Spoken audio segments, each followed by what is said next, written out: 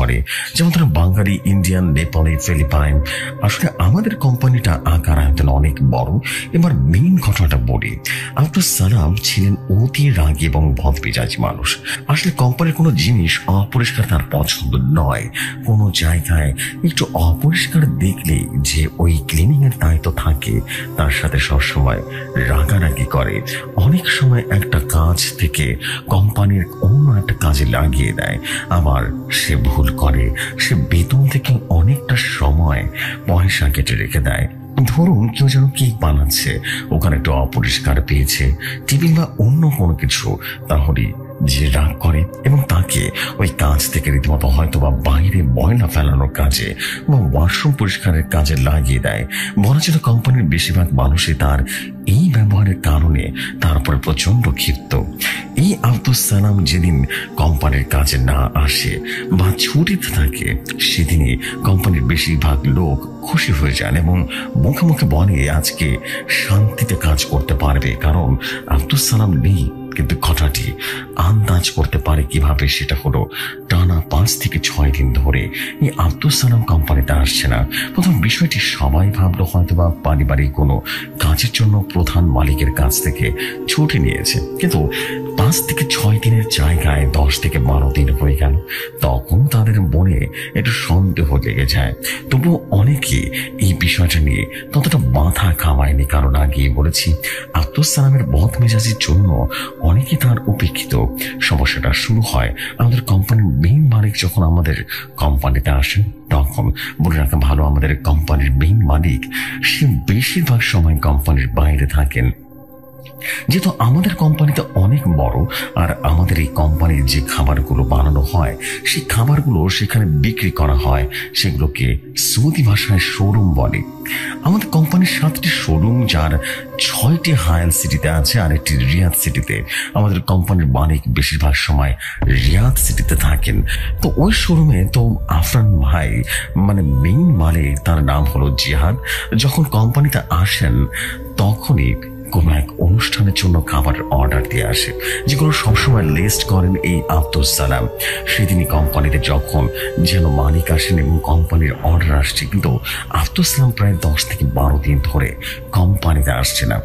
তারপর মেইন মালিক আব্দুস সালামের বাসায় যোগাযোগ করেন। আব্দুস সালাম মূলত তার ফ্যামিলি নিয়ে সৌদি আরবে থাকেন। বাসায় যোগাযোগের পাশাপাশি আব্দুস সালামের ছেলে আমাদের কোম্পানিতে কর্মরত আছেন। তার কাছেও জিজ্ঞেস করে জানা যায় তার বাবা নাকি প্রায় 10 থেকে 12 দিন ধরে খুব অসুস্থ, বিছানা থেকে যেন উঠতেই পারেন না, খাবার খেতে পারেন না, চলাচল করতে পারেন না। তারপর মেইন মালিক এবং সহকারী মালিক মাহমুদ তার বাসায় গিয়ে দেখেন আব্দুস সালামের অবস্থা খুবই খারাপ। যে কিনা এত স্বাস্থ্যবান এবং এত সুদর্শন মানুষ, সেই কিনা কঙ্কালের মতো চেহারার অবস্থা এতটাই খারাপ যে চেনাই যাচ্ছে না। এটা দেখে তাদের খুব মন খারাপ হয়ে যায়। তারপর আব্দুস সালাম তার স্ত্রীর সাথে যেন মালিক কথা বলে এবং জানতে পারেন যে আব্দুস সালাম কয়েকদিন যাবৎ খুব খারাপ পরিস্থিতির মধ্যে দিয়ে যাচ্ছে। অনেক ডাক্তার দেখানো হয়েছে, কিন্তু কোনো ভালো ফলাফল হচ্ছে না। যতই দিন যাচ্ছে ততই যেন পরিস্থিতি খারাপ হচ্ছে। তারপর যেন মেইন মালিক আব্দুস সালামের সাথে কথা বলে। আব্দুস সালাম জানায় সব সময় তার পাশে যেন কে যেন থাকে, সেটা সে অনুভব করতে পারে। আবার ভয়ঙ্কর স্বপ্ন দেখে। স্বপ্নে এইটা দেখেন যে বড় দানব জাতীয় কিছু একটা বড় ছুরি নিয়ে তাকে তাড়া করছে মারার জন্য। তার সব কথা শোনার পর মেইন মালিক এবং সহকারী মালিক চলে আসেন। পরে এই ঘটনাটি আমাদের কোম্পানিতে জানাজানি হওয়ার পরে কয়েকদিন কোম্পানিটা বন্ধ থাকে। এর মধ্যে যেন মালিক এবং সহকারী মালিক আব্দুস সালামকে অনেক হুজুরের কাছে নিয়ে যায়, কিন্তু কোনো ফলাফল পাওয়া যাচ্ছিল না। এভাবে প্রায় 2 মাস কেটে যায়, কোনো উপকার পাওয়া যাচ্ছিল না। অন্যদিকে আব্দুস সালামের অবস্থা আরো খারাপ হয়ে যাচ্ছিল। অনেক খোঁজার পরে হায়াল থেকে কিছুটা দূরে একটা জায়গা আছে যার নাম হারেস। ওখানে একটা মসজিদ আছে খুব নাম করা। ওখানে একজন ইমাম সাহেব আছেন। ইমাম সাহেব অবশ্য সৌদি নাগরিক, যার সাথে আমাদের কোম্পানির মেইন মালিক জিহাদ তার বাবার সাথে সম্পর্ক বেশ ভালোই ছিল। জিহাদের বাবাকে সবকিছু জানানোর পরে সে ওই ইমাম সাহেবের সাথে যোগাযোগ করেন এবং সমস্ত ঘটনা খুলে পড়েন। ইমাম সাহেব সব শোনার পরে আব্দুস সালামের সাথে দেখা করার কথা বলেন। ইমাম সাহেব যখন আব্দুস সালামের সাথে দেখা করার জন্য আব্দুস সালামের বাসায় যায়, বাসায় দরজায় যাওয়ার সাথে সাথে বলেন কোনো খারাপ কিছু আছে বাসায়, বাসা থেকে বেঁধে আছে। আব্দুস সালামকে হুজুর দেখার পর বলেন টানা 3 দিন উনি রুকিয়া করবেন আব্দুস সালামের উপরে। তারপর সে চলে যায় এবং বলেন 4 দিন পরে তার বাসায় আসবেন। আব্দুস সালামকে যেন একটা ঘরে রাখা হয় আর বলেন কি হয়েছে তা আজ রাতে জিনদের মাধ্যমে জানার চেষ্টা করবেন। তাই করা হয়। 3 দিন পরে হুজুর তাদের বাসায় আসেন এবং সাথে মেইন মালিক বা সহকারী মালিকের যাদের বাবাও সাথে ছিল। হুজুর একটা ভয়ঙ্কর তথ্য দেন যে এই আব্দুস সালাম একদিন কি করে যেন কোম্পানির 2 জন কর্মচারী ছিল দীপালি, যারা সিঙ্গারা, সামোসা এবং অন্যান্য কিছু আইটেম চিকেন তৈরি করত। ঘটনা 5-6 মাস আগে আব্দুস সালাম নেপালি একজন মদ্যপান করে এবং কাজে আসার জন্য অনেক কথা বলেন, কাজ থেকে বের করে দেওয়ার জন্য কথা বলেন এবং সে মাসে তার বেতনের থেকে প্রায় কিছু টাকা কেটে রেখে দেন এবং তার এই কর্মকাণ্ডের জন্য এই নেপালি ছিলেন অনেক খারাপ এবং সে মদ্যপান সহ বেশ খারাপ কাজ করতেন। এই নেপালি এই টাকাটা কেটে নেওয়ার কারণে সে প্রচন্ড ক্ষিপ্ত হয়ে যায় এবং আব্দুস সালামের ক্ষতি করার জন্য লেগে পড়েন। সে একটা ভয়ঙ্কর কাজ করে। ওই টাকাটা কেটে নেওয়ার 1 মাস পরে নেপালি যখন তার দেশে চলে যায় ছুটিতে, তখন তার এলাকার একজন খারাপ তান্ত্রিক বা কবিরাজের সাথে কথা বলেন এবং সমস্ত কথা জানান এই আব্দুস সালাম তার সাথে কি করছেন এবং বাকি লোকদের সাথে কি করছে। পরে ওই তান্ত্রিক বা কবিরাজ বলেন যে আব্দুস সালামের উপরে কালো জাদু করবেন। কবিরাজ প্রথমে না করলেও এই নেপালি কবিরাজকে অনেক অনুরোধ করেন এবং অনেক টাকার লোভ দেখানো হয়। কবিরাজ অনেক টাকার কথা শুনে লোভে পড়ে যান। তখন কবিরাজ বলেন তাকে কয়েকটি তাবিজ আর একটা বাদাম কেনা ছুরি এবং একটা গুই সাপ ধরে তার কাছে দিয়ে আসতে বলেন।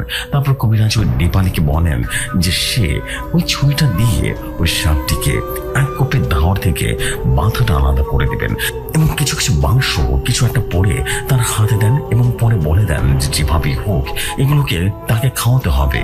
আর 2টো তাবিজ 2টো টুকরো মাংস ছোট করে তার মধ্যে গুঁজে দেন এবং ওর উপরে বোম দিয়ে দেন। এরপরে কবিরাজ বলেন এই 2টো তাবিজ একটা আব্দুস সালামের বাসার আশেপাশে, আরেকটা তার ঘরে যার উপরে বসে কিছু নেপালি জানায় একটা তাবিজ আছে তার বাসার আশেপাশে রাখা যাবে, কিন্তু আরেকটা তাবিজ তার বাসার ভেতরে কিভাবে রেখে আসবে। তখন নেপালি কবিরাজকে জানায় যে আব্দুস সালামের গাড়ির সিটের নিচে রাখা যাবে কিনা। পরে কবিরাজ বলেন সমস্যা নেই, তাতেও হবে। পরে নেপালি 2 মাস ছুটি কাটানোর পরে আবারও কোম্পানিতে কাজে আসেন। পরে আব্দুস সালামকে ওই কুইর সাপের খাওয়ানো হয়। এটা শোনার পরে আমাদের কোম্পানির মালিক ইমাম সাহেবকে প্রশ্ন করেন যে খাওয়ানো কিভাবে। তখন ইমাম সাহেব বলেন যে নেপালি যখন কোম্পানির খাবারের জন্য চিকেন তৈরি করতেন প্রায় সময় আব্দুস সালাম তা খেয়ে স্বাদ করে দেখতেন যে খাবারটি কিরকম হয়েছে। যেহেতু বাইরে বিক্রি করা হবে এই জিনিসটার কোনো সুযোগ নেই। নেপালি একদিন কি করেন, এই নেপালি চিকেন তৈরি করার সময় চিকেনের সাথে একটা সাপের মাংস একইভাবে তৈরি করেন এবং পরে ওই চিকেনের সাথে একটা করে সাপের মাংস একত্রে করে তাকে খাইয়ে দেন। আব্দুস সালাম বুঝতেই পারেননি, কারণ চিকেনের কালার ওই সাপের কালারে তৈরি করার পরে একই রকম লাগছিল, তাই সে আর বুঝতে পারেনি। আর তার শরীরের এই অবস্থার কারণ হলো ওই যে 2টো তাবিজের মাধ্যমে যে মাংসের টুকরো রেখেছেন ওই মাংসের টুকরো ধীরে ধীরে শুকিয়ে যাচ্ছিল। পরে আব্দুস সালামের শরীরের অবস্থাও এরকম হয়ে যাচ্ছিল। হুজুর বলেন যে এসব কথা তার পালিত জিনদের থেকে সংগ্রহ করেছেন। পরে হুজুর বলেন আব্দুস সালামের পেটের ভেতরে কিছু মাংস রয়ে গেছে, তা বাহির করতে হবে আর ওই 2টো তাবিজ তাড়াতাড়ি খুঁজে বের করে বিনষ্ট করে দিতে হবে, তবে আব্দুস সালামকে বাঁচানো সম্ভব। পরে হুজুর আব্দুস সালামকে একটা ঘরে একলা ভাবে নিয়ে যান এবং তার সাথে ছিলেন আমাদের কোম্পানির মালিক জিহাদের বাবা। সে আমাদের কোম্পানির সহকারী মালিক মাহমুদকে জানায় যে ভেতরে হুজুর কি কি করছেন। জিহাদের বাবা জানায় হুজুর সাথে একটা ব্যাগ নিয়ে এসেছিলেন, তার মধ্য থেকে ছোট একটা কাচের বাটি, একটা বোতল যার কালো কাপড় দিয়ে পুরোটা পেঁচানো, পরে কাপড়টা সরানোর পরে দেখা যায় বোতলের ভেতরে সবুজ রঙের কিছুটা তরল পদার্থ ছিল। ওটা বাটির মধ্যে ঢালেন আর ব্যাগ থেকে কিছুটা জমজমের পানি ওই বাটির মধ্যে সবুজ তরল জাতীয় জিনিসটার সাথে কিছুটা পানি মিশিয়ে দেন এবং একেবারে সে আব্দুস সালামকে খেতে বলেন। সে তাই করে। খাওয়ার পরে ভয়াবহ একটা অবস্থা হয়। জিহাদের বাবা বলেন যে সে দেখেন এটা খাওয়ার পরে আব্দুস সালামের চেহারা পুরোপুরি নীল বর্ণ ধারণ করে, চোখগুলো রীতিমতো বড় বড় হয়ে যায়। হঠাৎ করে সে বমি করে দেয়। এরপরে দেখেন যে বমির সাথে রক্ত হচ্ছে এবং তার মধ্যে ছোট ছোট 3টে টুকরো মাংসের মতো কালো কুচকুচে কিছু জিনিস বেরিয়ে আসলো। পরে আব্দুস সালামের শরীর আস্তে আস্তে দুর্বল হয়ে যায়। সে বলে তার শরীর থেকে কিছুটা নেমে গেছে। তারপর জিহাদের বাবা হুজুরকে জিজ্ঞেস করলেন আব্দুস সালাম কি বিপদমুক্ত? তখন হুজুর বলেন যে এখন সে খাবার খেতে পারবে, কিন্তু তার কোনো কাজ হবে না, কারণ যতক্ষণ না পর্যন্ত এই তাবিজ দুটো বের করা হবে বা বিনষ্ট করা হবে ততক্ষণ পর্যন্ত সম্ভব নয়। পরে হুজুর ওই তাবিজ দুটো অনেক খোঁজাখুঁজি করার চেষ্টা করে, কিন্তু কোনোভাবেই পাওয়া যাচ্ছিল না। তন্ন তন্ন করে পুরো বাড়িটা খোঁজেন, কিন্তু লাভ হয় না। এমনকি গাড়ির মধ্যে যে তাবিজটা রেখেছিলেন সেটাও খুঁজে পান না। হুজুর বলেন সবাইকে যে আমি জিন দ্বারা দেখি তাবিজ দুটোকে পাই কিনা। পরে হুজুর তাদের জিনদের থেকে ভয়ঙ্কর এক তথ্য পান। সেটা হলো আব্দুস সালামকে হুজুর দিয়ে দেখানোর পরে ওই নেপালি কোনোভাবে জেনে যায় এবং সে কবিরাজের সাথে যোগাযোগ করেন এবং কবিরাজকে সব ঘটনা খুলে বলেন যে আব্দুস সালামকে হুজুর চিকিৎসা করাচ্ছেন। পরে কবিরাজ কি করেন, তার পানিতে 2টো জিন এবং খারাপ পিশাচকে দিয়ে তাবিজ দুটো সুরক্ষার জন্য চালান করে দেন। এখন এই তাবিজগুলো কোথায় আছে হুজুরের জিনরা বলতে পারছেন না। তাহলে হুজুর বলেন যে এখন করণীয় কি? জিনরা বলেন যেহেতু আপনি সালামের পেটের থেকে ওই কুই সাপের মাংসটা বের করে ফেলেছেন, সেহেতু এটা কবিরাজের জিনেরা জেনে গেছে। তাই আপনি এই বাসা থেকে যাওয়ার পরে ওই জিনেরা আবারও আসবে তাবিজ করে নিয়ে। কারণ এই তাবিজগুলো যদি আব্দুস সালামের আশেপাশে থাকে তাহলে তাবিজের কাজগুলো আরো ভালোভাবে হবে। পরে হুজুর বলেন তার জিনদের থেকে এই তাবিজগুলো কি উদ্ধার করার কোনো উপায় নেই? তখন জিনগুলো বলেন যে আছে, আপনি এই বাসা থেকে বেরিয়ে যান, ধরে অবস্থান করে থাকবেন, আমরা আপনাকে ওই জিনগুলো থেকে অদৃশ্য করে রাখবো এবং আপনাকে যেন না রাখে এবং সেই 2টো পিশাচকে আপনার বাড়িতে ঢোকার চেষ্টা করবে। আমরা তাদেরকে আটক করে ফেলবো এবং তাবিজগুলোকে উদ্ধার করব। তাই করা হয়। হুজুর কিছুটা দূরে চলে যান বাড়ি থেকে এবং তাকে তার জিনেরা অদৃশ্য করে রাখে এবং ওই জিনদের থেকে অন্য কেউ দেখতে পাবে, কিন্তু ওই পিশাচগুলো দেখতে পাবে না। যখন এটা করা হয় তখন পিশাচ দুটো হুজুরকে দেখতে না পেয়ে আব্দুস সালামের বাসায় ঢোকার চেষ্টা করে। তখনই হুজুর জিনগুলোকে ওই পিশাচগুলোকে আটকাতে সক্ষম হয় এবং তাবিজ উদ্ধার করে এবং হুজুর ওই পিশাচ দুটোকে বোতলে বন্দি করে ফেলে এবং তাবিজ দুটো ছোট ছোট মাংসের টুকরো বের করে তাবিজ সহ সেগুলো আগুনে পুড়িয়ে ধ্বংস করে ফেলে। এরপর থেকে আব্দুস সালাম ধীরে ধীরে আল্লাহর রহমতে সুস্থ হতে থাকে। পরে হুজুর ওই পিশাচ দুটোকে বন্দি করার পরে কি করেছেন তা অবশ্য জানা নেই। যশু ভাই, এই ঘটনার পরে ওই নেপালিকে এমনি কাজ থেকে বাইর করে নেওয়া হয় এবং খারাপ কর্মকাণ্ডের জন্য কিছু বলতে পারেনি, কারণ এই কালো জাদুর কোনো প্রমাণ হয় না। যখন আকাশ জুড়ে ঘন নীলচে মেঘ, কিন্তু বৃষ্টি নেই, একটা হালকা কুয়াশার চাদরে যেন বিকেল থেকেই চারপাশটা জড়িয়ে ধরেছে। আমরা অর্থাৎ আমি, আবির, আমার বন্ধু রাতুল আর আমাদের অফিসের ফটোগ্রাফার রনি তখন পৌঁছে গেলাম কক্সবাজারের সেই পুরনো জমিদার বাড়িতে। নাম শান্তিনিবাস। তবে গত 50 বছর ধরে এই নামের সঙ্গে শান্তি শব্দটার কোনো সম্পর্ক আছে বলে কেউ বিশ্বাস করে না। আমাদের এই ভ্রমণের কারণ ছিল একটা ডকুমেন্টারি তৈরি করা। বাংলায় হারিয়ে যাওয়ার ইতিহাস এবং লোককথা শান্তিনিবাসকে কেন্দ্র করে আমাদের প্রধান আকর্ষণ ছিল এক স্থানীয় লিজেন্ড বা আরবান লিজেন্ড বা বলতে পারেন কিংবদন্তি, যা গত প্রায় 75 বছর ধরে ওই অঞ্চলের লোক মুখে চলে আসছে। কিংবদন্তিটি হলো প্রতি 21 বছর অন্তর কার্তিক মাসের শুক্লা এবং ত্রয়োদশীর রাতে জমিদার বাড়ির পশ্চিমে বারান্দায় সে একই ঘটনা নাকি পুনরাবৃত্তি করতে থাকে। এক তরুণী বউ যাকে ওই বাড়ির মানুষজন ভালোবাসার বদলে নির্মম অত্যাচার করেছিল, সে নাকি সেই রাতে ঠিক রাত 12টায় একটা নির্দিষ্ট ছায়া মূর্তি এবং সংলাপের মধ্যে দিয়ে ফিরে আসে। যেন সময়ের এক ফাটলে সেই দৃশ্য আটকে আছে। রাতুলের কণ্ঠস্বরে নীরবতা ভাঙল। সে গাড়ির স্টিয়ারিং থেকে হাত সরিয়ে সামনের দিকে ইশারা করলো। দেখ আবির, এটা তো সেই গেট, কিন্তু জং ধরে খসে পড়ে যাচ্ছে। জমিদার প্রথমটা যেন গেটটা থেকে শুরু হয়েছে রে। আমি মাথা নাড়িয়ে সাড়ে দিলাম, হ্যাঁ তোর কথাই ঠিক তো, কিন্তু মনে রাখিস আমাদের ফোকাসটা থাকবে কিন্তু পুরনো অত্যাচারী কাহিনী। আর কেন এই পুনরাবৃত্তি শুধু এই বারান্দাতেই দেখা যায়? কোনো অতিরিক্ত অলৌকিকতা বা ভোজবাজি নয়, বুঝলি? যতটা বাস্তব ততটা ভালো। রনি পেছনের সিটে ক্যামেরা গুছাতে গুছাতে বলল, আমরা কিন্তু ক্যামেরা একেবারে রেডি করে গেছি, বুঝলি? কিন্তু ভেতরের আলো ছায়ার খেলাটা কিন্তু খুবই জরুরি। পুরোনো কাঠামো, হালকা কুয়াশা, বিষের একদম পারফেক্ট শট হবে, বুঝলাম? একদম পারফেক্ট শট পাবো, আমি বুঝতে পারছি। আমরা যারা গেটটা খুলে ভেতরে ঢুকলাম, পথটা আগাছায় ভরে গেছে। পুরোনো আমলের লণ্ঠন পোস্টগুলো ভেঙে এক পাশে পড়ে আছে। প্রায় 15 মিনিট পায়ে হেঁটে যাওয়ার পর আমরা মূল ভবনের সামনে পৌঁছালাম। বাড়িটা দেখে এক ধরনের চাপা দীর্ঘশ্বাস অনুভব করা যায়। বিশাল অবকাঠামো, কিন্তু প্রতিটি ইট, প্রতিটি জানালা যেন তার ক্ষয় আর অবহেলার নীরব কথা বলে যাচ্ছে। ভেতরে প্রবেশ করতে আমরা আমাদের জিনিসপত্রগুলো একটা বসার ঘরের একটা করে রাখলাম।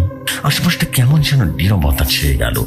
রাতুল পকেট থেকে একটা টর্চ বের করে বলল, আবির, আমরা প্রথমে পশ্চিম বারান্দাটায় কেমন? সে কি আরবান লেজেন্ড আছে নাকি? সেটা গল্পের নাকি কেন্দ্রবিন্দু? দেখতে হবে ব্যাপারটা। পশ্চিমের বারান্দাটা ছিল বাড়ির পেছনের দিকে। বিশাল বারান্দা, সামনে একটা পরিত্যক্ত বাগান যা এখন গভীর জঙ্গলে পরিণত হয়েছে।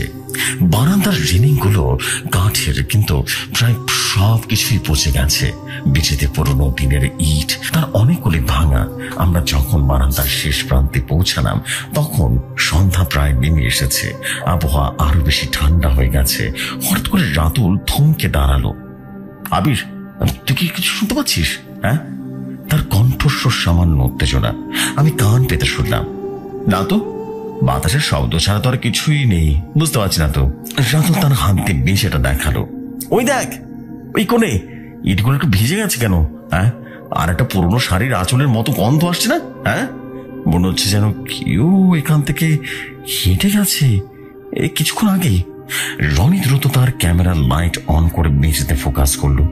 হ্যাঁ রাতুল, ঠিকই তো বলেছিস। এই ইটগুলো বাকিগুলো থেকে আলাদা, যেন একমাত্র পরিষ্কার করা হয়েছে, কিন্তু জল শুকায়নি। আমরা কৌতূহলী হয়ে বারান্দার শেষ প্রান্তের একটা বন্ধ দরজার দিকে তাকালাম। দরজাটা ছিল সম্ভবত ওই পাড়ের আন্দার মহলের দিকে একটা প্রবেশ পথ, জং ধরা শিকল দিয়ে বাইরের দিকে তালা মারা। রাতুল দরজার হ্যান্ডেলে হাত দিয়ে বলল, এই ঘরে সম্ভবত ওই সে তরুণী বিউটির ঘর ছিল। এই বদন্তি অনুযায়ী তার নাম ছিল সরলা। জমিদার বাবুর দ্বিতীয় পক্ষ, কিন্তু ভালোবাসার বদলে তিনি পেয়েছিলেন শুধু অবহেলা আর জমিদার বাবুর প্রথম পক্ষের স্ত্রী হিংসা। আমি দেয়ালে টাঙানো একটা পুরনো ঝাপসা ছবি দেখতে পেলাম। একটা অল্প বয়সী মেয়ের অবস্থা, যেন আবঝাপসা মুখ, ছবিটার চারপাশে কাঠের ফ্রেমে ওই ধরেছে। ওই দেখ, আমি বললাম, সম্ভবত এই সরলটার ছবি। কিন্তু মুখের ভাবটা দেখে মনে হচ্ছে যে যেন হাসতেও ভুলে গেছে। চোখ দুটো কেমন যেন ভয়ঙ্কর শূন্য, তাই না? আমরা যখন ছবিটার দিকে তাকালাম, হঠাৎ করে একটা ভারী বস্তু যেন পতনের শব্দ হলো। রান্নাঘরের দিক থেকে শব্দটা বেশ জোরে, যেন বড় কোনো ধাতব পাত্র পড়ে গেল। রনি মুহূর্তের জন্য কেঁপে উঠল। কি হলো রে, ওটা চোর নাকি? রাতুল তার পকেটে টর্চ হাতে নিয়ে শক্ত করে ধরল। চোর আসবে কেন? এই বাড়িতে কোনো মূল্যবান জিনিস নেই। 50 বছর ধরে তালা মারা, বুঝতে পেরেছিস? আমি তখন বললাম, চল দেখে আসি, যদি কোনো প্রাণী বা কুকুর টুকুর কিছু থাকে। হ্যাঁ, আর পুরনো অবকাঠামো ভেঙে পড়ার শব্দ যদি হয়, হতেও তো পারে, তাই না? আমরা তিনজন টর্চ জ্বালিয়ে সাবধানে রান্নাঘরের দিকে এগিয়ে গেলাম। রান্নাঘরটা ছিল বাড়ির মাঝখানে, সাথে সাথে বেঁচে আর দেয়ালের ঝোল, অসংখ্য পুরনো বাসন কোসন আর কাঠ কয়নার স্তূপ। মেঝেতে একটা বড় কড়াই পড়ে আছে, যেটা সম্ভবত শব্দটা করছিল। রাতুল কড়াইটা দেখালো। কড়াইটার উপরে কাঠের সেলফের উপরে রাখা ছিল, বুঝলি? হয়তোবা সেফটা জনজীর্ণ হয়ে ভেঙে পড়েছে, এই জন্য শব্দ করছে। আমরা যখন অস্বস্তি হচ্ছি ঠিক সেই মুহূর্তে রনি তার কাঁধের উপরে আমার হাতটা রেখে ফিসফিস করে বলল, আবির জানার বাইরে ছিল এক পুরনো পাতকুয়া। ওর চারপাশে আগাছায় ঢাকা হাফছা অন্ধকারে কুয়াশার মধ্যে দিয়ে যা দেখলাম একটা ছায়ামূর্তি, অনেকটা মানুষের মতো দেখতে। ঘর পাড়ে দাঁড়িয়ে আছে, তার শরীরটা যেন স্থির, কিন্তু হঠাৎ সে ঘুরে আমাদের দিকে তাকালো। টর্চের আলো পড়লেও মুখটা অস্পষ্ট, বড় হচ্ছে যেন একটা দীর্ঘ ওড়না বা ঘোমটা দিয়ে ঢাকা। রাতুল চাপা গলায় বলল, কে ও? এই নির্জন বাড়িতে কে? আমি সাহস করে ওঠার চেষ্টা করে বললাম, চল গিয়ে দেখি, কোনো স্থানীয় লোক হয়তো বা। কিন্তু যখনই আমরা রাস্তার কাছে গেলাম, ছায়াবর্তিতা ধীর গতিতে পেছনের দিকে সরে গেল এবং ঘন কুয়াশার সাথে মিলিয়ে গেল, যেন সে বাতাসের একটা অংশ ছিল। রনি কাঁপতে কাঁপতে বলল, না না না, ওটা কোনো মানুষ নয়, ওটা হাঁটা বা চলাফেরার ভঙ্গি স্বাভাবিক ছিল না রে। আমরা দ্রুত বারান্দায় ফিরে এলাম। আমাদের মনে তখন এক ধরনের অস্বস্তি আর চাপা ভয় কাজ করছিল। রাতুল বলল, প্রথম দিনে এমন অভিজ্ঞতা? আজ রাতে আর এখানে থাকা ঠিক হবে না, চল পাশের গ্রামের সরখানে যাই, আগামীকাল আবারও আসবো। আমরা সিদ্ধান্ত নিলাম যে রাতটা আর কাটাবো না। সরঞ্জাম গুছিয়ে গাড়িতে উঠলাম। রাতুল গাড়ি চালাচ্ছিল। আমরা যখন জমিদার বাড়ির গেটে পড়াচ্ছি ঠিক সেই সময় রাত 12টা বাজলো। একটা পুরনো ঘড়ির ঘন্টার মতো শব্দ যেন দূর থেকে ভেসে আসছিল। প্রায় 10 মিনিট চলার পর আমরা একটা জায়গায় গিয়ে পৌঁছালাম। সেখান থেকে জমিদার বাড়িটার তখনও আবছা আবছা ভাবে দেখা যাচ্ছে। হঠাৎ করে রনি চিৎকার করে উঠলো, এই দাঁড়া, গাড়ি থামা। রাতুল ব্রেক করলো। রনি দ্রুত গাড়ির জানালা নামিয়ে দিল। আমরা দেখলাম জমিদার বাড়ির পশ্চিম বারান্দায় একটা আলো জ্বলছে, টিমটিমে আলো, পুরনো দিনের একটা প্রদীপের মতো। আর তারপর সেই দৃশ্যটা, একটা ছায়ামূর্তি বারান্দার শেষ প্রান্ত থেকে হেঁটে আসছে, ঠিক যেন আমরা সে ভেজা ইটগুলো আর পুরনো ছবিটা দেখছিলাম। ছায়ামূর্তিটা ধীরে ধীরে এগিয়ে যাচ্ছে। তারপর আমরা স্পষ্ট শুনতে পেলাম একটা চাপা কণ্ঠস্বর। বাতাসের শব্দের মধ্য দিয়েও কথাগুলো যেন কানে এসে বেঁধেছে, একটা নারীর কণ্ঠস্বর। আর সহ্য হচ্ছে না, আর না। একটু পরেই একটা পুরুষের কণ্ঠস্বর শোনা গেল, যদিও তা কিছুটা দূরত্বের জন্য অস্পষ্ট। চুপ করো, চিৎকার করবি না, এই বাড়ির মান সম্মান ডুবাবি না, একদম ডুবাবি না। এবং সর্বশেষ কণ্ঠস্বরটা তীক্ষ্ণ আর্তনাদ। 1 সেকেন্ডের জন্য মনে হলো যেন কাঁচ ভাঙার শব্দ। তারপর সব নীরব, আলোটা নিভে গেল। বারান্দাটা আবার অন্ধকারে ডুবে গেল। আমাদের 3 জন গাড়ির মধ্যে স্তব্ধ হয়ে বসে রইলাম। রনের হাত কাঁপছিল। সে কোনো মতে তার ক্যামেরা তুলে একটা ছবি তোলার চেষ্টা করলো, কিন্তু ততক্ষণেই সবকিছুই শেষ। রাতুল ফিসফিস করে বলল, এটাই সে পুনরাবৃত্তি। ঠিক সেই রাত 12টায় পশ্চিম পাশের সে বারান্দায় যেমন লোককে প্রচলিত ছিল না, কিন্তু এটা কিভাবে সম্ভব? আজ তো শুক্লা ত্রয়োদশী নয়। আমি যেন গভীর শ্বাস নিলাম। আমার মাথায় কেমন একটাই চিন্তা ঘুরছিল, এটা কোনো অলৌকিক সত্যি নয়। এই দৃশ্য, এই শব্দ, এই অনুভূতি, এর পেছনে নিশ্চয়ই কোনো মানুষের হাত আছে। কেউ একজন এই কিংবদন্তিকে বাঁচিয়ে রেখেছে। কোনো একে সুদূর অতীতের ঘটনা স্মৃতিকে বারংবার টেনে ধরছে। কিন্তু কেন? রাতুল, আমি বললাম, আমাদের আগামীকাল আবারও আসতে হবে আর গভীরভাবে দেখতে হবে। যদি এটা মানুষের কাজ হয়, তবে এই ঘটনা বারবার ঘটনার পিছনে তাদের নিশ্চয়ই কোনো না কোনো উদ্দেশ্য আছে। রনি এবার একটু শান্ত হয়েছে। সে বলল, ছায়ামূর্তি গোর পাশে যে ছিল, সে কি তবে ঘটনার অংশ নাকি অন্য কিছু? রাতুল তার গাড়িটা স্টার্ট দিল। সেটা আমরা কাল খুঁজে বের করবো। তবে একটা জিনিস নিশ্চিত, এই শান্তিনিবাসে কোনো শান্তি নেই। আজ শুধু অতৃপ্ত আত্মার একটা ভয়ঙ্কর গন্ধ আমি বুঝতে পারছি। আমরা সারাইখানার দিকে রওনা দিলাম। পেছনে রইল সে অন্ধকার নীরব জমিদার বাড়িটা, আর তার পশ্চিম বারান্দায় যেন এক জমাট বাঁধা সময় অপেক্ষা করছিল পরবর্তী পুনরাবৃত্তির জন্য। কিন্তু আমার মন বলছিল, এই পুনরাবৃত্তি কোনো ভৌতিক শক্তি নয়, কোনো মানুষের গোপন খেলা, যা হয়তো পুরনো সরকারের করুণ কাহিনীর চেয়ে ভয়ঙ্কর। পরের দিন সকাল হলো, সূর্য উঠেছে অনেক আগে, কিন্তু কসবার অঞ্চলের আকাশ তখনও মেঘলা। সানাই খানের ঘরে বসে আমরা তিনজন গতকাল রাতের ঘটনাটা নিয়ে আলোচনা করছিলাম। টেবিলে রাখা চায়ের কাপ থেকে ধোঁয়া উঠছিল, কিন্তু সেই ধোঁয়ার মধ্যেও বেশি ঘন ছিল আমাদের মনের দ্বিধা আর উদ্বেগ। রাতুল, যার চোখে সাধারণ যুক্তির স্বচ্ছতা থাকে, সেও কিছুটা অস্থির দেখাচ্ছিল। ব্যাপারটা মেনে নেওয়া কঠিন রে আবির। চোখের সামনে দেখলাম, অথচ যুক্তিতে ব্যাখ্যা করা যাচ্ছে না। এই শব্দটা আলো আর আর্তনাদ কিভাবে সম্ভব রে? আমি আমার নোটবুকটা খুললাম। শোন রাতুল, রনি, আমি কাল রাতে অনেক ভেবেছি। ভৌতিক ব্যাখ্যা সবচেয়ে সহজ, কিন্তু আমরা এখানে এসেছি ইতিহাস এবং লোককথাকে বাস্তবতার সেচে ফেলে বিশ্লেষণ করতে। আর জমিদার বাড়ি ওই ঘটনাটা বারবার করছে, ঠিক একই জায়গায় একই সময়, যদিও কাল সময়টা কাঁদতেও ছিল একই সংলাপের আবহে। এটাই প্রমাণ করে যে এটা কোনো দৈব ঘটনা নয়, এটা একটা। রনি দ্রুত মাথা নাড়ল। কিন্তু কে করবে এই কাজ, আর কেনই বা করবে? 50 বছর ধরে এই বাড়িটা তালাবন্ধ। আর কেউ যদি করেও এত নিখুঁত ভাবে, ওই আলো, ওই শব্দ আর আর্ট ফিল্মের শুটিং এর সেট অ্যাপের মতো কিভাবে সম্ভব? ঠিক ধরেছিস, আমি তখন বললাম। আর্ট ফিল্মের সেট আপ আর ওই, কিন্তু ক্যামেরা ক্রু তো কেউ ছিল না। আমরা যদি ধরে নেই যে জমিদার বাড়ির সহায়তা করুন মৃত্যুটা একটা গভীর ষড়যন্ত্র ছিল, যা থামা চাপা দেওয়া হয়েছে, আর কোনো কারণে সেই ষড়যন্ত্রের শরিক বা তাদের উত্তরাধিকারীরা ওই পুনরাবৃত্তিতে জিরিয়ে রেখেছে, হতেই পারে। হয়তো বাড়িটা আসলেই আগলে রাখার জন্য, কিংবা অন্য কোনো উদ্দেশ্যে। কিন্তু ওর পাড়ের ওই ছায়া মূর্তিটাকে কিন্তু বাড়তে আসবে না। ওটা হয়তো পুরো পরিকল্পনার একটা অংশ। রাতুল চায়ের কাপটা নামিয়ে রেখে বলল, তাহলে আমাদের আজ আরো বেশি প্রস্তুত হয়ে যেতে হবে। যদি এটা মানুষের কাজ হয়, তবে নিশ্চয়ই কোথাও একটা যোগসূত্র এবং যন্ত্রপাতির আড়াল তো আছে।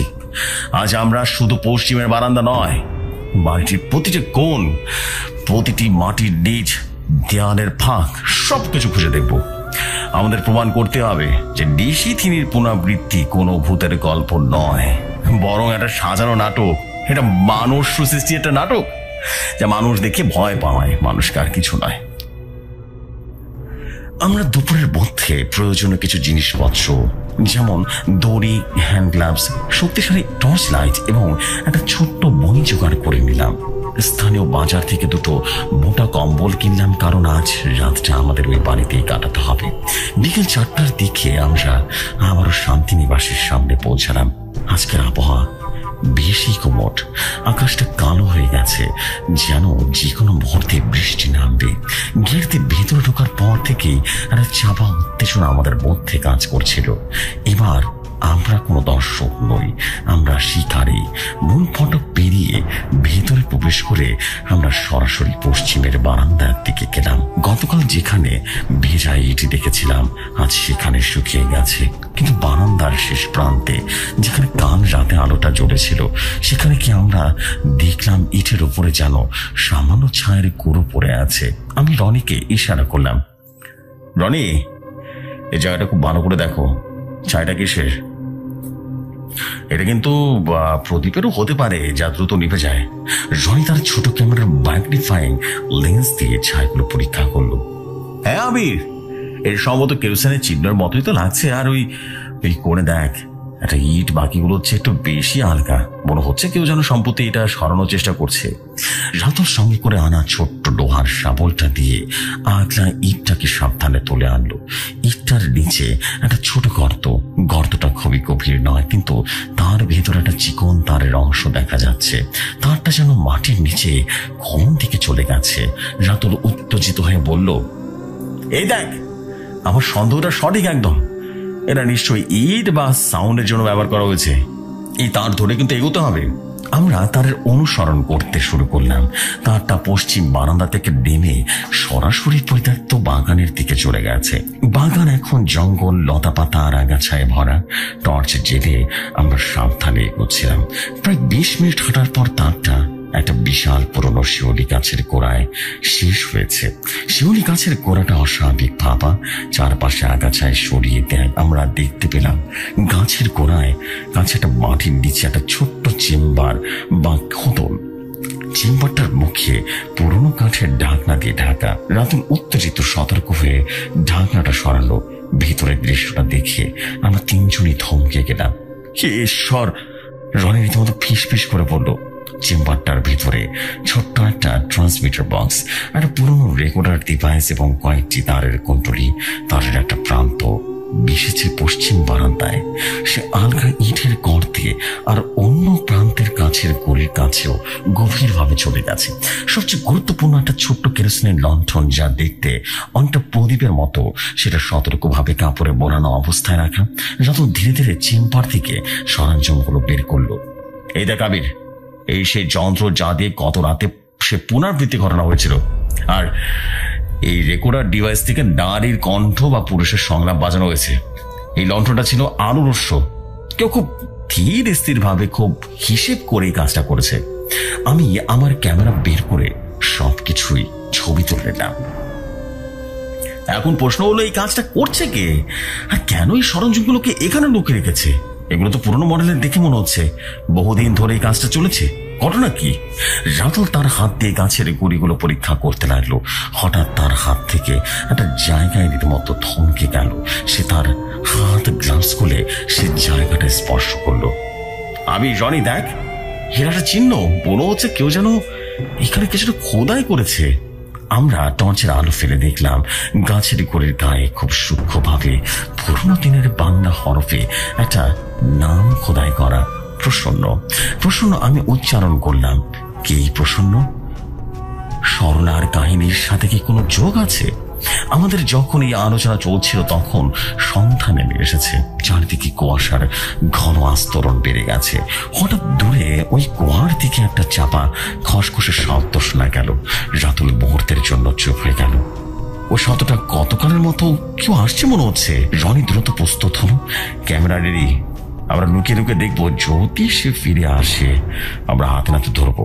আমরা দ্রুত সেই শিউলি গাছের আড়ালে লুকিয়ে পড়লাম। অন্ধকার আর কুয়াশার আড়াল আমাদের পক্ষে ছিল। কুয়াশার দিকে সেই শব্দটা আরো স্পর্শ হলো, আরো বেশি স্পষ্ট হলো। শুকনো পাতার উপর দিয়ে কারো হেঁটে আসার শব্দ। আমরা দেখলাম একটা ছায়া মূর্তি গোর পাড় দিয়ে হেঁটে আসছে। গতকালের মতোই সে আবছা আকার, তবে আজকের দৃশ্যটা আরো বিশদ। ছায়া মূর্তিটার পরনে পুরোনো দিনের সেই শাড়ি, গোমটা দিয়ে মুখটা ঢাকা। তার হাঁটার ভঙ্গি ধীর কিন্তু বেশ গতিশীল। মনে হচ্ছে যেন সে ঠিক কোথায় যাচ্ছে তার ভালো করে জানা। ছায়া মূর্তি সরাসরি শিউলি গাছের দিকে এলো। তার হাতে কিছু একটা ছিল, একটা ছোট্ট ছড়ি বা থলি। আমাদের থেকে মাত্র 10 ফুট দূরে সে থমকে দাঁড়ালো।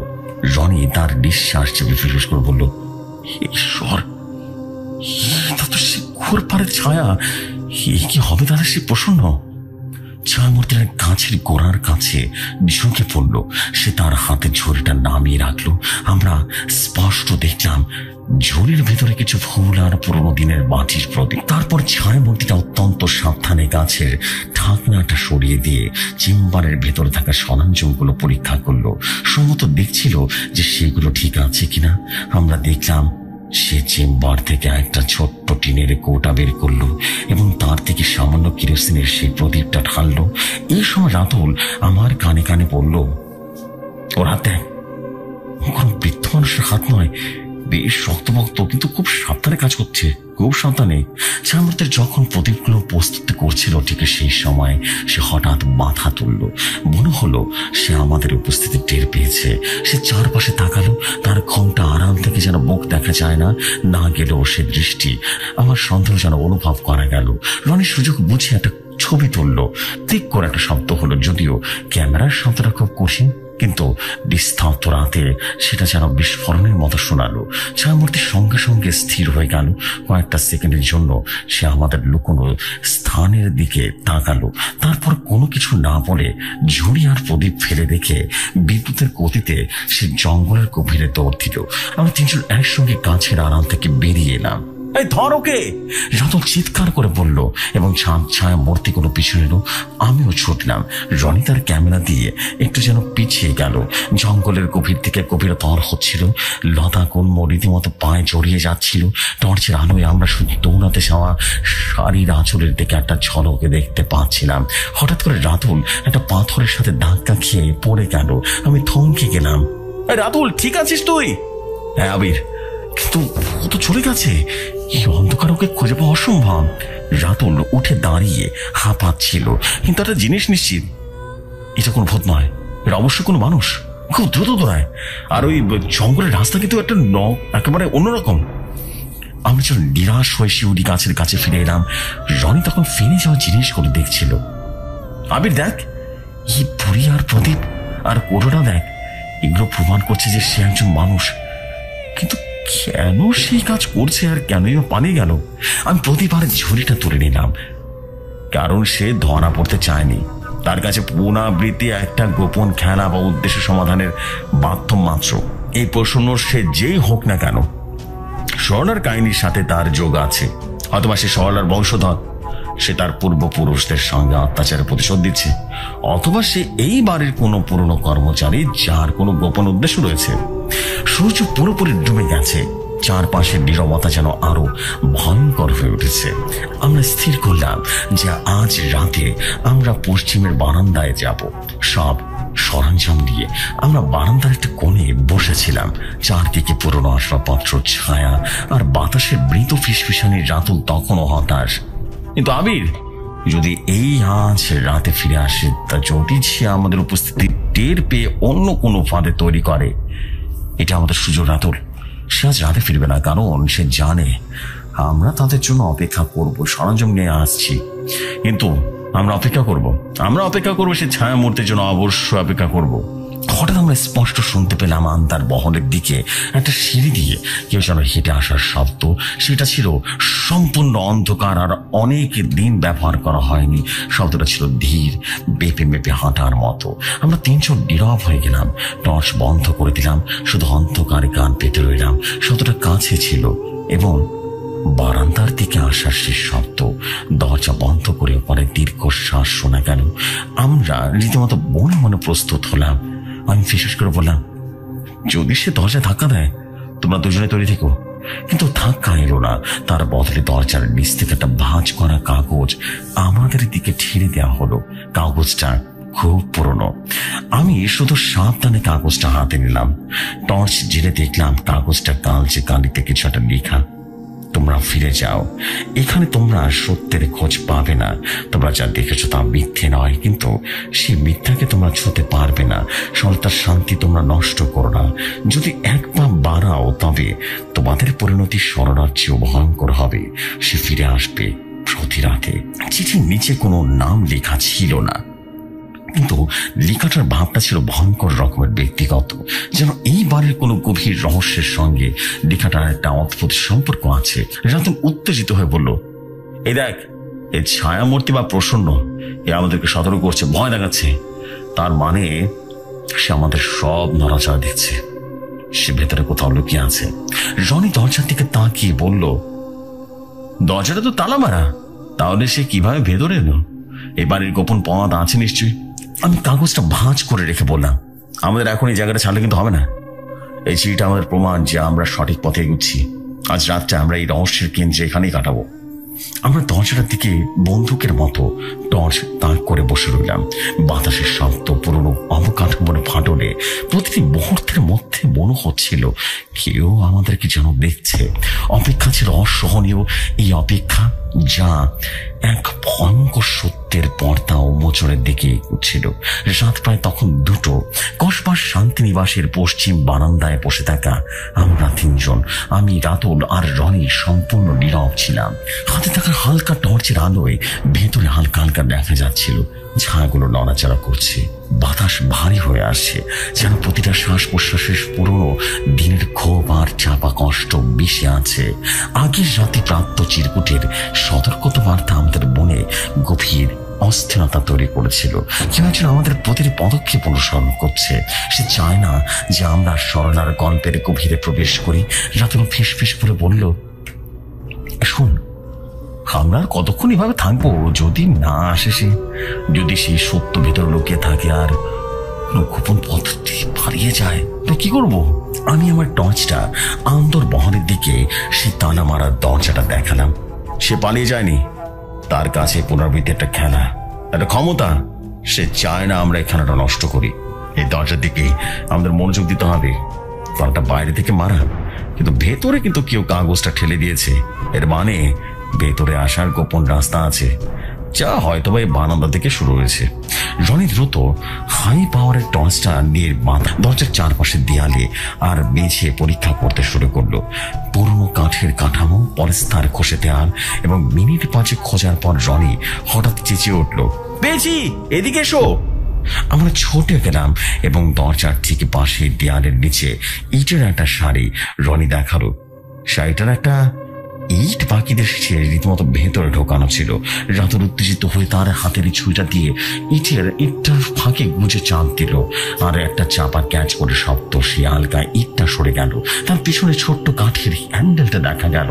হ্যান্ডেলটা টেনে ধরতে রীতিমতো দেওয়ালের একটা অংশ নিঃশব্দে ভেতরের খুলে গেল এবং মুক্ত হলো একটা সংকীর্ণ অন্ধকারের সুড়ঙ্গ পথ।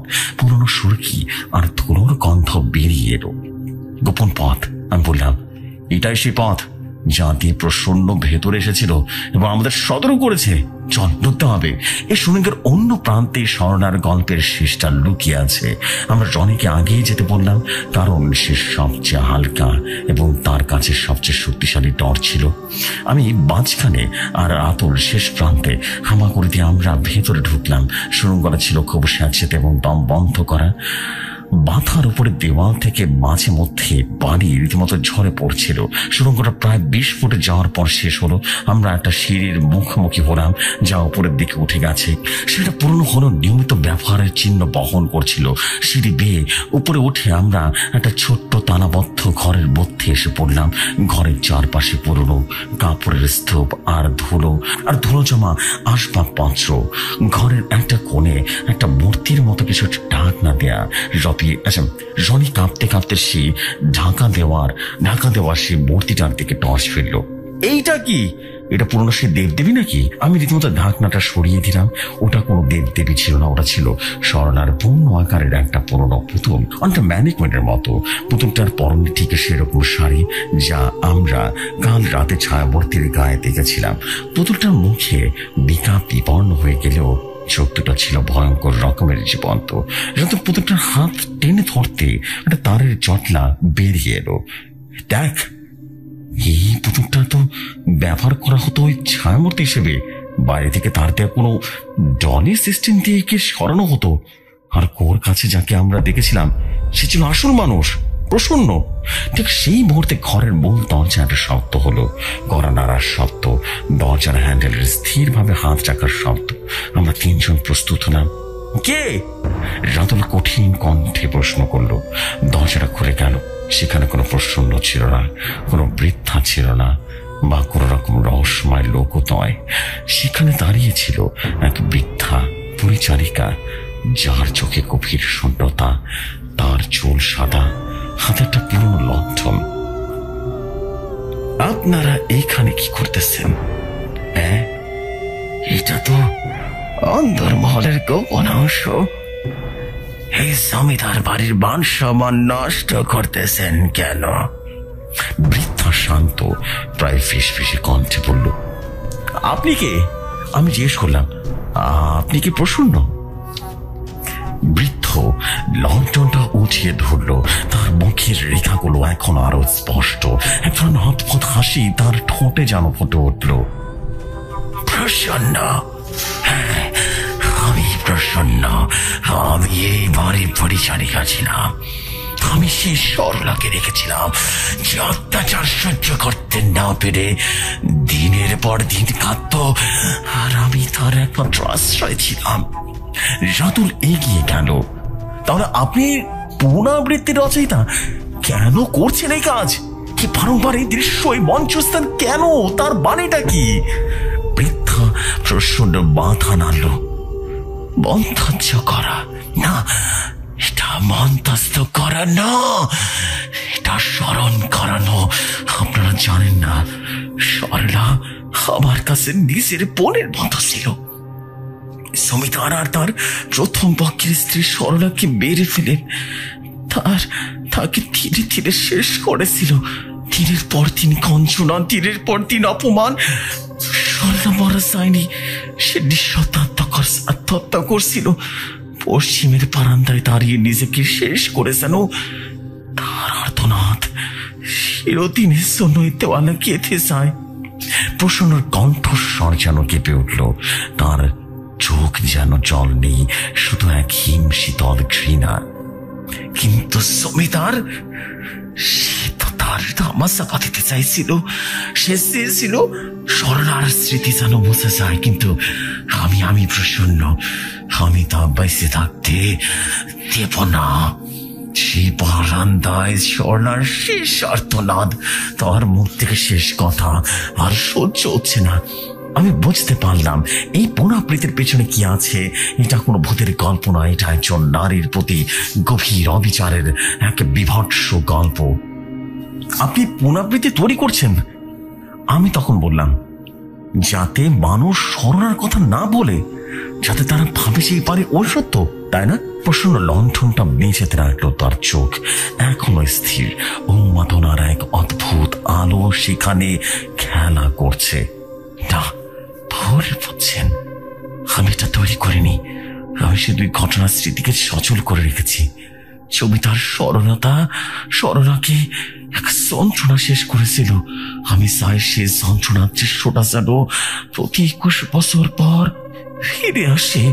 এই ট্রান্সমিটারই তার, এগুলো শুধু নাটক মনে হচ্ছে না, এগুলো হচ্ছে স্মৃতিকে ধরে রাখার মাধ্যম। এই বাড়ির আত্মার সরলা নয়, এই বাড়ির সরলার উপরে যে অত্যাচার, আমি হলাম সে অত্যাচারের স্মৃতিচিহ্ন। রাতুল যেন বিমূঢ় হয়ে পড়ল। সে বলল, কিন্তু আপনি এটা জানেন আপনি কি করেছেন? আপনি আইনের চোখে অপরাধী, আপনি মানুষকে ভয় দেখাচ্ছেন। প্রসন্ন উচ্চ স্বরে রীতিমতো হেসে উঠল। হাসিটা অস্বাভাবিক কর্কশ। আইন, জমিদার তার উপর সরলাকে অত্যাচার করে মেরে ফেলল, তখন আইন কোথায় ছিল? আমি জানি আপনারা সব সাংবাদিক, আপনার সত্যটাই বার করবেন। কিন্তু সত্যটা হইল সরলাকে খুন করা হয়েছিল, কিন্তু তার আত্মা নয়, তার আর্তনাদ বারংবার ফিরে আসুক, এটাই আমি চাইছিলাম। আপনারা কান যে ছায়া দেখেছিলেন ঘোর পারে, সেটা আমি নিজেই। আমি গিয়ে সরঞ্জাম গুছিয়ে রাখতাম, কারণ 12টার সময় সে আর্তনাদ আবারও শোনা যায়। তো এটা আমার কর্তব্য, আমার সাইকোলজিক্যাল রিপিটেশন। রনি ধীর পায়ে পুতুলটার দিকে এগিয়ে গেল, সেটা উল্টো করে দেখলো। আবির দেখ, এই পুতুলটার পেছনে ছোট দুটো ছিদ্র আছে, ভেতরে গেছে। এর মানে হলো যখন এই তারটা টেনে দিত, পুতুলটা হয়তো বা সামান্য নড়ত, আর একই সঙ্গে তারের মাধ্যমে রেকর্ডিং আর আলো চলত। প্রসন্ন মাথা নাড়ল। আমি একা নই, আমার এক দোষ সম্পর্কে ভাইপো আমাদেরকে সাহায্য করতো এই শহরে থাকতে, আর তাকে কিছু টাকা দিলে সে সব করে দিত। আমি শুধু দেখতাম আর সরলাকে স্মরণ করতাম। প্রসন্ন রীতিমতো মাথা নাড়ল আর বলল, আমি একা নই, আমার দোষ সম্পর্কে এক ভাইপো আমাকে সাহায্য করতো। সেই শহরেই থাকে, তার কাছে টাকা দিলে সে সব করে দিত। আমি শুধু দেখতাম আর সরলাকে স্মরণ করতাম। এই দৃশ্যটা দেখা আমার কাছে এক ধরনের শান্তি, এক ধরনের প্রতিশোধ। আমি প্রসন্নর দিকে তাকালাম। এই বৃদ্ধা কোনো খনি বা কোনো চোর নয়, সে এক গভীর মানসিক আঘাত প্রাপ্ত মানুষ, যিনি ন্যায় বিচার না পেয়ে নিজেকে বিচারকের আসনে বসিয়ে দিয়েছেন। তার এই কাজ, এই পুনরাবৃত্তি তার কাছে সরলার প্রতি এক ধরনের শেষ শ্রদ্ধা। প্রসন্ন দেবী, আমি বললাম, আপনার বেদনা আমরা বুঝতে পারছি, কিন্তু এই সত্যটা আর এভাবে দিনের পর দিন চলতে পারে না। সরলার কাহিনীর সত্যটা মানুষের জানা দরকার। এই বাড়িটা এখন কেবল ভূতের বাড়ি নয়, যখন মানব অপরাধের প্রতীক হয়ে গেছে। এই পুনরাবৃত্তি বন্ধ করুন, সরলার শান্তি দরকার। প্রসন্ন স্থির হয়ে দাঁড়ালো, তার চোখ এখন কোনো মাতনা নেই, একটা ক্লান্তির ছাপ। শান্তি? সরলা তার শান্তি কোথায়? তার গল্পটা তার গল্পটা তো কোনোদিন বলা হলো না। আপনারা যখন এই গল্পটা লিখবেন না তখন বলবেন স্বর্ণা এক রাতে নিজে নিজের শেষ করে দেয়, কিন্তু সে করুণ চিৎকার বাড়ির দেওয়ালে আটকে যায়। সেই চিৎকার প্রতি 21 বছর পর পর ফিরে আসে। এটা যেন এক গোপন চুক্তি। আপনারা যদি সত্য লেখেন তবে আমি শান্ত হব, আমার দায়িত্ব শেষ হবে। পরের দিন ভোরবেলা আমরা প্রসন্নকে ঘরে আবিষ্কার করলাম। শান্ত নিথর গভীর ঘুমের মধ্যেই তার মৃত্যু হয়েছে। হাতে ধরা ছিল স্বর্ণার পুরনো চুলের ক্লিপ। আমরা পুলিশকে সব জানালাম। বোতল, রেকর্ডিং সরঞ্জাম, গোপন সুড়ঙ্গ সব প্রমাণ জমা দিলাম। শান্তিনিবাসের কিংবদন্তি শেষ হলো এক বৃদ্ধা পরিচারিকার গভীর ভালোবাসার এক মর্মস্পর্শ ভয়ঙ্কর গল্প দিয়ে। স্বর্ণার মৃত্যু ছিল এক নির্মম মানব অপরাধের ফল, আর প্রসন্ন তার স্মৃতিকে বাঁচিয়ে রেখেছিল এক অন্ধকার সাইকোলজির আশ্রয় নিয়ে, যেখানে পুনরাবৃত্তি ছিল তার একমাত্র সান্ত্বনা, প্রতিশোধের মাধ্যম। যখন আমরা জমিদার বাড়ি থেকে বেরিয়ে এলাম তখন সূর্য উঠে গেছে, কুয়াশা কেটে গেছে, কিন্তু বারান্দার দিকে তাকিয়ে আমার কাশি উড়ে উঠল। এখন সেখানে কোনো ছায়া নেই, নেই কোনো আর্তনাদ, শুধু নীরবতা। কিন্তু আমি বুঝতে পারছিলাম এই নীরবতা আরো ভয়ঙ্কর। এই নীরবতা বলছে অপরাধের স্মৃতিকে মেরে ফেলা যায় না, তাকে ভুলতে না পারার ইচ্ছাটা তাকে বারংবার ফিরিয়ে আনে মানুষের মনস্তরের গভীরে। গাড়িতে বসে রনি ফিসফিস করে বলল, আমরা প্রমাণ করতে পেরেছি যেটা বহুত নয়, মানুষই ছিল। কিন্তু তবু কেন যেন মনে হচ্ছে প্রসন্ন হাতেই যেন সেই সরলতার গল্পটা বেঁচেছিল। মাঠ আছে, আর দুটো মাঠের মধ্যে একটা মাঠে টমেটো আর কুলের চাষ করে, কিন্তু আরেকটা মাঠ শুধু ধান চাষ করে। কিন্তু আমাদের পাশে বাড়ির চাচা ওনার মনে লাগে যে উনি এই ধরনের জমিতে এবার কুল গাছ রোপণ করবে, কি ঠিক তাই করে। চাচা তার জমিতে কুলের ছোট্ট ছোট চারা রোপণ করে। চাচার জমির পাশে ছিল একটা বাগান, আসলে বাগানটা ছিল মাঝখানে, আর চাচার জমিটাও ছিল মাঝখানে বা মাঠের মাঝে। কুলের গাছের চারা ঠিক বড় হলে চাচা একটা ঘরে গাছগুলো সামলাতে পারে না, তাই চাচার একটা এখানে কাজ করার লোক লাগবে যে তার কোন গাছের দেখাশোনা করতে পারবে।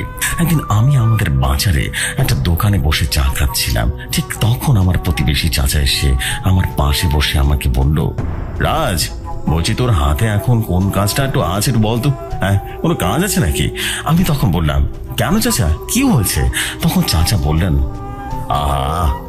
আমার কুল বাগানটা দেখছিস না, হ্যাঁ এটা কিন্তু একটা লোক লাগবে। তোর হাতে যদি কোনো কাজ না থাকে তাহলে তুই আমার কুল বাগানটার দেখাশোনা কর, বুঝতে পারলি? সত্যি কথা বলতে আমার হাতে তখন কোনো কাজ ছিল না। একদিন কাজ হলে দুদিন বসে থাকতে হয়, তাই আমি চাচাকে বললাম, আচ্ছা ঠিক আছে, আমি কাল থেকে তোমার কুল বাগানে কাজ করব, কিন্তু আমি তো চিনি না তোমার কুল বাগান কোথায়। তখন চাচা বলল, আরে চিনিস না? আরে বাবা, আমি এর আগে বছর খানেক ধান চাষ করেছিলাম ওখানে। তখন আমি বললাম, ও আচ্ছা, তার মানে তুমি এবার ধানের জমিতে কুলের চাষ করছো, তাই তো? তখন চাচা বলল, হ্যাঁ, আর আমি এই কাজটা কুলাতে পারছি না, তাই তোকে বলছি তুই বাবা কাল সকালে উঠে যাস, কেমন? তখন আমি বললাম, ঠিক আছে। তারপরে চাচা আমার পাশ থেকে উঠে যেতে যেতে বলল, আচ্ছা রাজ, একটা কথা, তুই আজ সকালে চলে আসবি, ঠিক আছে? তাহলে তোর কষ্ট মনে হবে না। এমনিতে আজকাল রোদ পড়েছে, তাতে তো তোর চেহারাটা নষ্ট হয়ে যাবে, খুব সাবধান। এটা শুনে আমি হাসতে হাসতে বললাম, চাচা ওসবটা তুমি না ভাবলেও চলবে, এখন তুমি যাও তো দেখি। এরপরে চাচা আমার কথা রীতিমতো শুনে ওখান থেকে চলে যায়। পরের দিন ফজরের আজান দিলে আমার ঘুমটা ভেঙে যায়। তারপর আমি অজু করে নামাজ পড়ে বাড়ির উদ্দেশ্যে রওনা দিয়ে দিই। বাড়ির নিকটে মাঠ হওয়ার কারণে অল্প সময়ের মধ্যে আমি মাঠে গিয়ে পৌঁছে যাই। তখনও ভোরের সূর্য ওঠেনি, কয়টা বাজে সেটাও আমি খেয়াল করিনি, কিন্তু আমি এইটা বুঝতে পারছি মাঠের মধ্যে ঘন কালো অন্ধকার, যেন দূর থেকে এমনটা মনে হচ্ছে যে কুয়াশা পড়েছে, কিন্তু কিন্তু এখন গরমের সময় এত কুয়াশা কি করে সম্ভব? এসব ভাবতে ভাবতে একটা সময় আমি কাজ করতে লেগে যাই। বেশ কিছু সময় পরেও সেই কুয়াশা ভাবটা কাটে না। তখন আমি এক মনে কাজ করছিলাম। এত সময় কোনো সমস্যা হয়নি, কিন্তু হঠাৎ আমার মনে হলো আমার পেছন থেকে, মানে কুল বাগানের পাশ থেকে সে জঙ্গলে কারা যেন দৌড়ে দৌড়ে বেড়াচ্ছে, আর চারপাশে শস্য বাতাস বইছে। আমি চমকে উঠে পেছনে তাকিয়ে দেখি সেখানে কি আছে। তখন আমি কিছুই দেখতে পাই না, দেখে সবকিছুই ঠিকঠাকই আছে। তারপর আমি আবারও নিচু হয়ে কাজ করা শুরু করি। তখন আবারও অনুভব করি আমার পেছনে কি বা কারা যেন দৌড়াদৌড়ি করছে। আমি আবারও আমার পেছনে তাকাই, কিন্তু এবারও কাউকে দেখতে পারি না। এবার আমি কিছুটা ভয় পেতে শুরু করি, কিন্তু ভয় পেলেও কি করার, আমি অন্য একজনের কাজে এসেছি।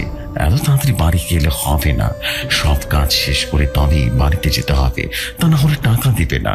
এসব চিন্তা করে আমি এক মনে কাজ করতে শুরু করি, আর আমার চোখ কান খোলা রেখেছিলাম। হঠাৎ আমি শুনতে পাই কেউ একজন আমার কানের কাছে এসে তারা মুখ নিয়ে ফিস ফিস করে বলছে, অনেকদিন পরে তোকে পেয়েছি, আজ তোকে এত সহজে ছাড়বো না, তোর রক্ত শেষ করে ফেলবো। এই বলে হাসতে থাকে এবং কানের কাছ থেকে চলে গেল। আমি এবার বেশ কিছুটা চমকে উঠলাম। তারপর আমি জোরে জোরে বললাম, কে রে, আমার সাথে মজা করছিস? ভিতর অত পেছনে না থেকে সামনে আয়, শেষ করে দেবো একেবারে, বুঝতে পারলি? এইটা বলে হাসতে হাসতে কানের কাছে চলে আসলাম এবং আমি এবার বেশ চমকে উঠলাম। তারপরে আমি জোরে জোরে বললাম, রে, আমার সাথে মজা করছিস? হ্যাঁ, ভিতর মতো পিছু না দেখে আমার সামনে আয় না। আমি কথাগুলো বলার পরে সবকিছুই যেন স্বাভাবিক হয়ে যায়। কিছু সময় পরে আবারও আমি শুনতে পাই আমার পেছন থেকে জঙ্গল থেকে কানা যেন ভয়ঙ্কর ভাবে হাসছে। তখন আমি অনেকটা রাগ করে হুট করে পেছনে তাকাই। পেছনে তাকানোর পর যে দৃশ্যটা দেখি, সেটা দেখবার জন্য কেউই প্রস্তুত থাকবে না। আমি পেছনে আচমকা তাকিয়ে দেখি আমার পিছনে জঙ্গলের ভেতরে বড় একটা গাছের উপরে অনেকগুলো ভয়ঙ্কর বামন আকৃতির মানুষ বসে আছে। খবরগুলোকে দেখে আমার মনে মনে ভাবি, মানুষের মতো তাদের দেখতে লাগছে, কিন্তু এদের হলো এত বেশি বড় বড় কেন? আরে, এরা তো মানুষের হাত পা এত ছোট ছোট আকৃতি হতে পারে, আর এদের মাথাগুলো এত বড় লাগছে কেন? আসলে গাছে বসা সে আপগুলোর চোখ ছিল ভয়ঙ্কর রকমের লাল, আর তাদের হাতগুলো ছিল অনেক লম্বা, আর তাদের নখগুলো তারা গাছের ডালে ঢুকানো ছিল, আর তাদের মুখ থেকে রীতিমতো বড় বড় শো শো শব্দ বা দাঁত বেরিয়ে আসছিল। আরো দেখে তাদের শরীরের আকৃতি 1 থেকে 1.5 ফুটের মতো হবে, আর তাছাড়া মাথা ছিল সাপের মতো পেঁচানো এবং ঘন চুল ছিল। আমি অবাক দৃষ্টিতে তখন অবয়বগুলোকে দেখলাম। কিছু সময় পর অবয়বগুলোর ভেতর থেকে একটা অবয়ব আমাকে দেখে ফেলে, সে দেখে ফেলে আমি তাদের দেখে ফেলেছি। তখন সে অবয়বটার সাথে থাকা বাকি সব অবয়বদের অজানা কোনো এক ভাষায় কি যেন বলতে থাকে। তারপর সেখানে থাকা অবয়বগুলো আমার দিকে তাকিয়ে ভয়ঙ্কর ভাবে লাল চোখ দিয়ে যে দৃশ্যটা দেখতে পায়, আমি এটা দেখে প্রচন্ড পরিমাণে ভয় পেয়ে যাই। তখন আমার মাথা কাজ করা বন্ধ করে দেয়। আমি কি করবো বুঝে উঠতে পারছিলাম না, কিছুই আমার মাথায় আসছিল না। 2 মিনিট পর সব বামন আকৃতির মানুষগুলো, অপবগুলো গাছের ডাল থেকে তাদের হাতে নখ তুলে নেয় এবং অতি দ্রুত গাছ থেকে নেমে আমার দিকে আসতে শুরু করে। এটা দেখে ভয় রীতিমতো আমার গলা শুকিয়ে যায়। আমি দৌড় দেওয়ার চেষ্টা করছিলাম, কিন্তু আমি দেখি আমার পা আমি সেখান থেকে নাড়াতে পারছি না। এরপর অপবগুলো আমার দিকে একেবারে সামনের দিকে এসে দাঁড়িয়ে পড়ে। তখন আমি মনে মনে ভাবছিলাম, আজ হয়তো আমার শেষ দিন, তাহলে কি আল্লাহ আমার মৃত্যু এই শয়তানদের হাতেই লিখে রেখেছেন? তারপর আমি গলা ছেড়ে চিৎকার দেওয়ার চেষ্টা করলাম। তখন আমার সামনে থাকা সে অবয়বগুলো লাফিয়ে আমার গলা চাপতে ধরে। তখন আমার দম বন্ধ হয়ে আসতে শুরু করলো। আমি শেষবারের মতো বলি, আল্লাহ, আমাকে শয়তানের হাত থেকে রক্ষা করো, রক্ষা করো। তারপরে আমার চোখে ধীরে ধীরে বন্ধ হয়ে আসতে লাগলো। শেষবারের মতো আমি একটা গলার আওয়াজ শুনতে পাই। আওয়াজটা আমার প্রতিবেশী চাচার বাণী, যার কোল বাগানে কাজ করতে গিয়েছিলাম। শুনতে পেলাম চাচা বলছে, কে ওখানে? এরপরে আমার আর কিছুই মনে নেই। আমি মাটিতে পড়ে যাই, জ্ঞান হারিয়ে ফেলি। এরপরে আমার জ্ঞান ফিরলে দেখতে পাই আমি আমার ঘরে শুয়ে আছি, আর আমার পাশে মা, বাবা, আমার প্রতিবেশী সেই চাচা বসে আছে। আমার জ্ঞান ফিরে দেখি আমার মা আমাকে জিজ্ঞেস করলো, কিন্তু তোর সাথে কি কি হয়েছিল বলতো? তখন আমার সাথে ঘটে যাওয়ার সমস্ত ঘটনা আমি খুলে পড়ি। তখন হঠাৎ আমার গলার কাছে চিনচিন করে একটা জ্বালা ভাব করে ওঠে। তখন আমার গলায় হাত দিয়ে দেখি আমার গলায় রক্ত, আর সেখানে 3টা আঁচড়ের দাগ।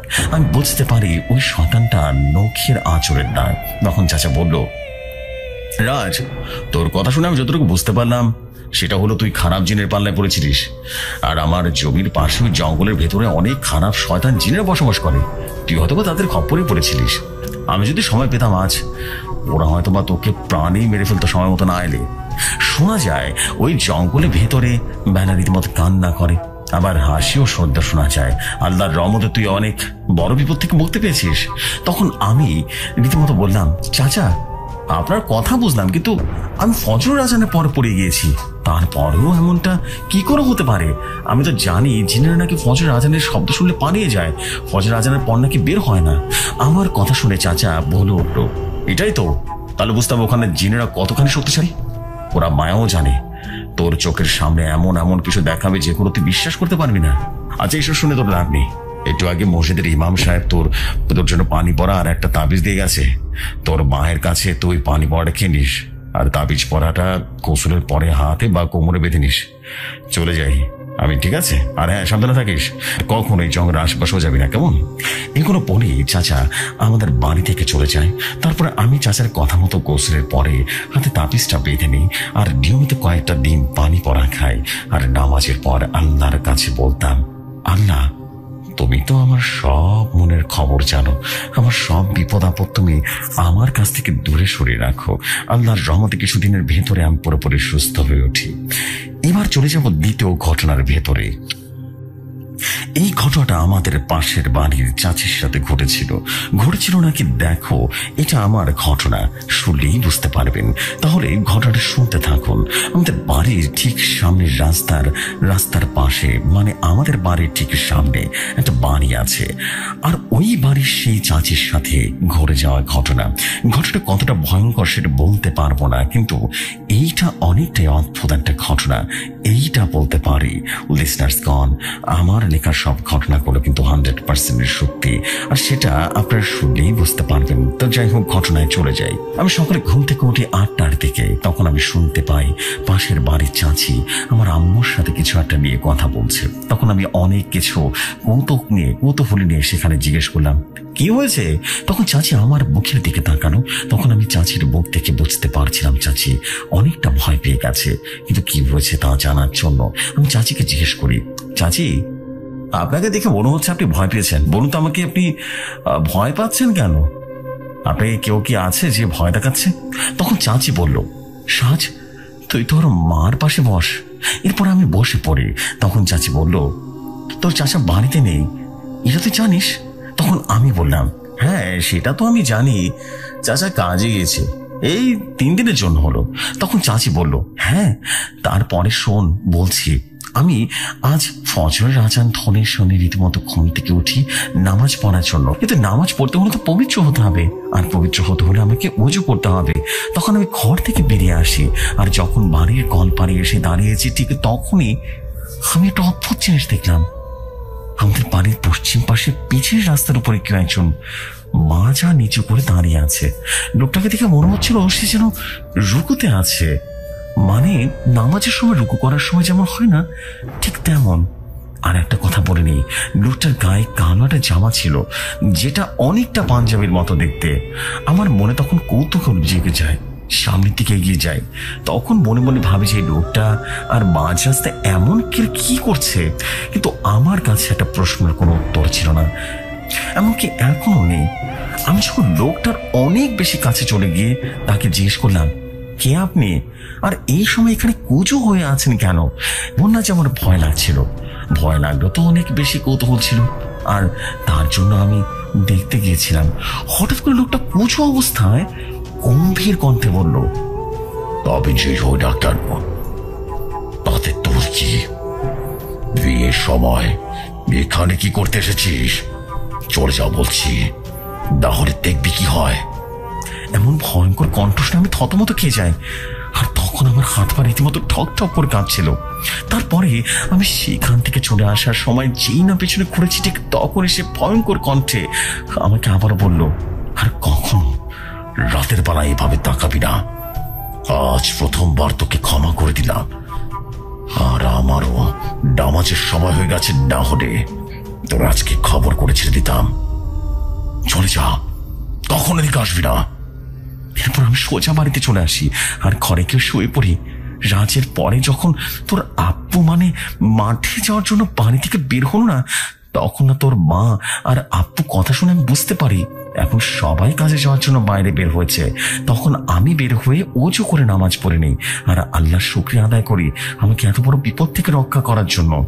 সত্যি বলতে চাচির মুখে কথাটা শুনে আমি যেন হতভম্ব হয়ে গেছিলাম।